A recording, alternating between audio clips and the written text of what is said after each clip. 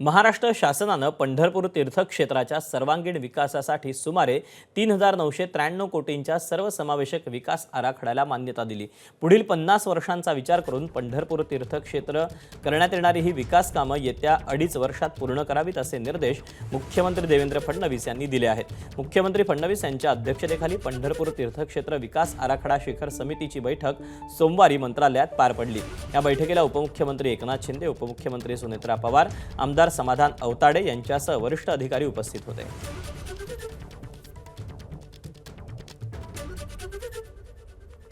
दरम्यान या पंढरपूर विकास आराखड्यात किती तरतूद करण्यात आलेली आहे आपण त्यावर एक नजर टाकूया। वारकऱ्यांसाठी समग्र सोयीसुविधा विकसित करण्यासाठी 288.66 कोटी, पुरातन मंदिरं मठांचं जतन आणि संवर्धनासाठी 36 कोटी,